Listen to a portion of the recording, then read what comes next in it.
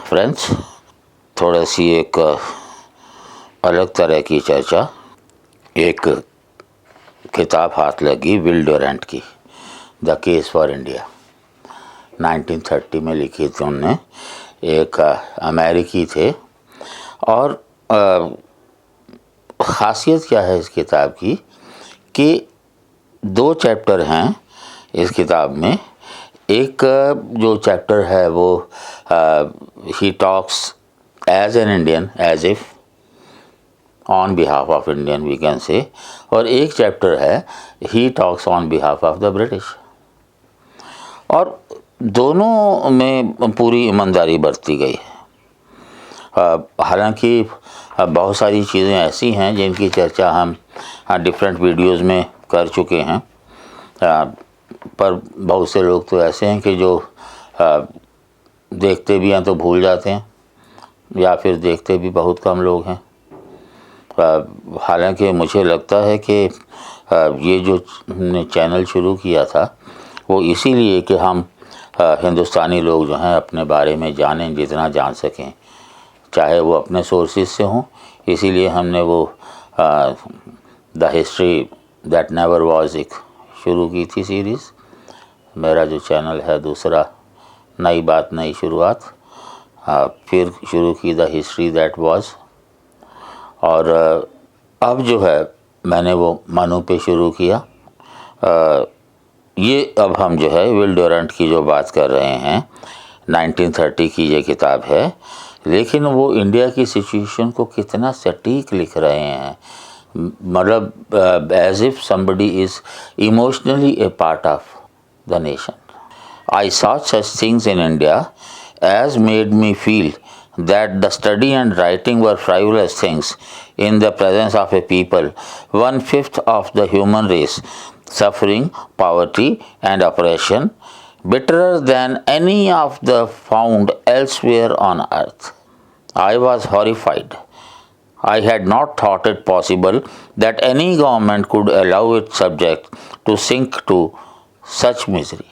मतलब जो कुछ भी आप एट्रोसिटीज़ देखते थे रोमन एम्पायर में, जापान में, यूरोप में, इंग्लैंड में, अर्लियर 20वीं सेंचुरी तक, इनका कहना ये है कि बाकी सारी फीकी पड़ जाती हैं उसके सामने। तो इस वजह से जो है कि बातें लोगों के सामने आएँ और उन्होंने जो है ये किताब लिखी। और मैं कुछ जो स्पेसिफिक चीज़ें जो हम बताया ना पहले भी कर चुके हैं, जैसे वो लाजपत राय को कोट करते हैं, the average annual income in India is only $33, क्योंकि वो अमेरिकन हैं तो वो डॉलर्स में बात कर रहे हैं। And recall the judgement of a missionary paper the Indian witness that it is safe to assume that 100 million of the population of India have an annual income of not more than $5 a head. सालाना जो income है वो $33 है average, और 100 million का मतलब है उस वक्त की पॉपुलेशन का करीब 40%। $5 भी नहीं है। तो फिर वो लोग किस हालत में रहते हैं, गरीब क्यों होते गए, वो तो हम उसकी बात हम कर चुके हैं। ड्रेन ऑफ वेल्थ वगैरह की बात हम लोग कर चुके हैं। लेकिन किस तरह से खर्चे जो हैं वो जानबूझ के बढ़ा के दिखा दिए गए ताकि वो पैसा जो है इंग्लैंड चला जाए। लोगों की हालत क्या थी, मुझे नहीं लगता कि हमारी किसी सोशल हिस्टोरियन ने भी इस तरह से बात कही है। महाश्वेता देवी ने हो सकता है कही होगी छोटा नागपुर एरिया के आदिवासियों की, पर वो बात तो ज़्यादातर आज़ादी के आसपास या उसके बाद की है। क्या लिखते हैं, in 1915 the statistical department of Bengal, the most prosperous of India's provinces, calculated the average wage of the able bodied agricultural labour to be $3.6 per month. ये उन्होंने, कैथरीन मायो हुई हैं एक, उन्होंने एक किताब का नाम रखा मदर इंडिया। कितना खूबसूरत नाम था, लेकिन वो कितनी जहरीली महिला थी हमारे लिए, वो हम बाद में जानेंगे उसका। His hut is of branches often open at the sides and loosely roofed with straw, or it is a square of dried mud adorned with a coat of dried mud and covered with mud and sticks and leaves. The entire house and furniture of a family of 6, including all their clothing, are worth $10. $10 से ज़्यादा की total wealth नहीं है उनकी। घर की कीमत लगा लो, चारपाई लगा लो, दीवारें लगा लो। The peasant cannot afford newspaper or books, entertainment, tobacco or drink. Almost half of his earnings go to the government. And if he cannot pay the tax, his holding, which may have been in his family for centuries, is confiscated by the state. जो हाल किया British ने, किसी भी तरीके से जो भुक्तभोगी होता है उसी को ज़्यादा पता होता है। उसके बावजूद जो कुछ लिखा गया है उससे समझना भी कोई ख़ास मुश्किल बात नहीं होती। इन Bombay in 1922, despite the Factory Act of that year, the average wage of the cotton workers was 33 cents, $0.33. The workman's home usually consists of one room shared by family with various animals. Zimand found one room with 30 tenants. एक कमरे में 30 लोग, उसमें जानवर भी बंधे हैं, उसमें रसोई भी है। The people flock to the factories because the land cannot support them, and the land cannot support them because it is overtaxed, because it is overpopulated, and because the domestic industries with which the peasant formerly eked out in winter their gleaning from the summer fields have been destroyed by the British control of Indian tariff and trade. ये सब बातें तो हम लोग कर चुके हैं कि किस तरह से ब्रिटिश ने हमारी ट्रेड को डिस्ट्रॉय किया, हमारी इकोनॉमी को डिस्ट्रॉय किया, हमारी एजुकेशन को डिस्ट्रॉय किया। लेकिन उसका इम्पैक्ट क्या हुआ? Manchester and Paisley flourished and Indian industries declined. A country well on the way to prosperity was forcibly arrested in its development and compelled to be only a rural hinterland for industrial England.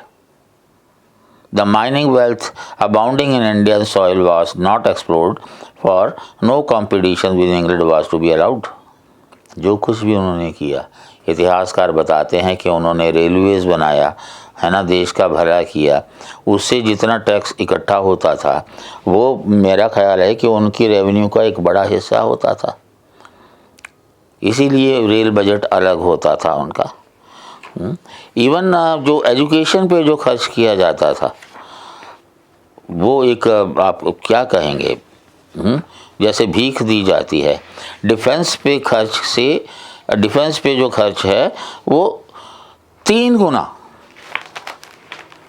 Education का comparison में।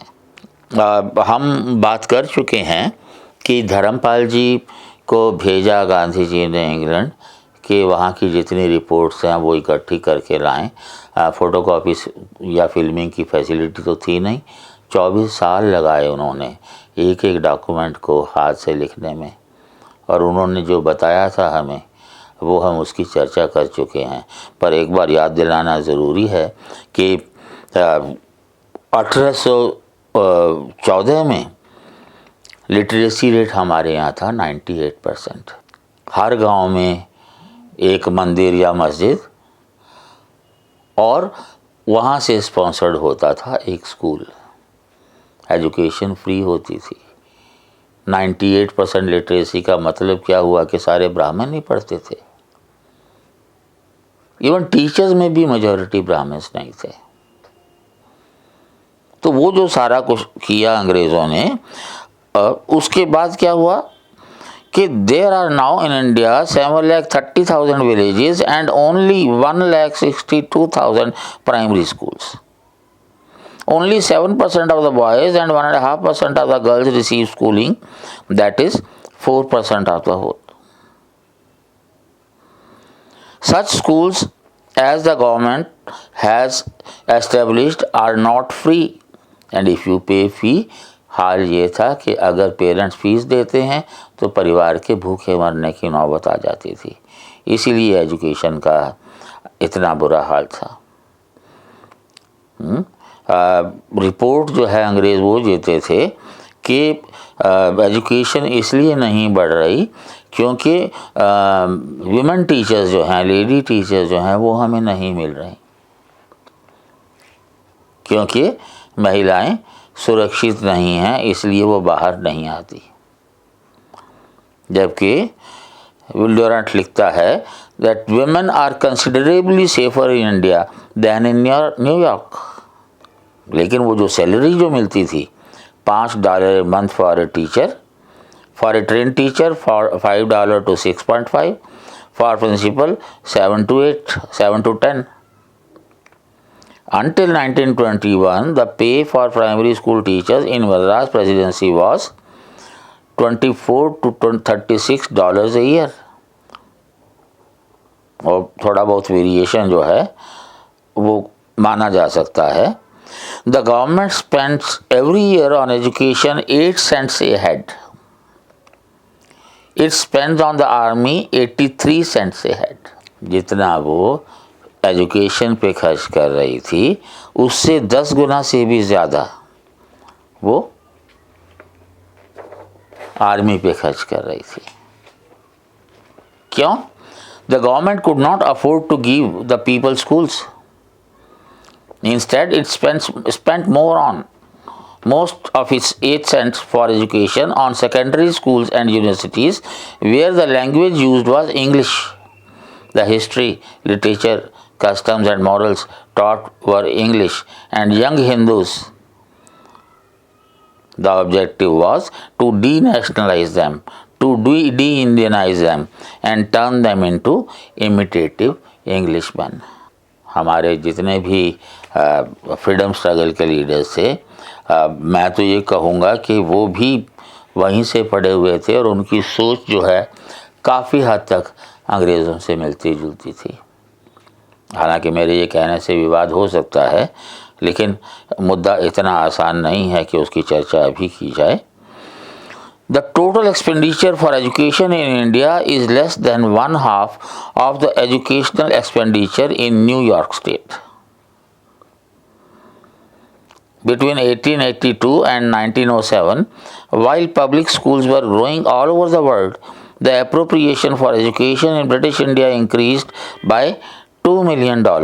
In the same period, appropriation for the army increased by 43 million. तो गुलाम होने की कीमत हम लोग चुका रहे थे। अगर मैं कहूँ आज भी चुका रहे हैं तो बुरा तो नहीं मानना चाहिए, क्योंकि आज भी जो है हायर एजुकेशन पे ही खर्च किया जाता है। प्राइमरी एजुकेशन पे सीधी सी बात है कि वो तो स्टेट का मुद्दा है और बच जाते हैं। कोई भी ये सवाल क्यों नहीं खड़ा करता कि जो सरकार सेंट्रल गवर्नमेंट जिस पार्टी की है उसी पार्टी की जब स्टेट गवर्नमेंट्स हैं कम से कम उनमें तो लागू किया जाए भाई। अगर अपोजिशन नहीं मानती, जिन स्टेट्स में आप पावर में हैं और जो सेंटर की पॉलिसी है वो स्टेट में क्यों ना मानी जाएगी? सोचिएगा, जारी रखेंगे कल।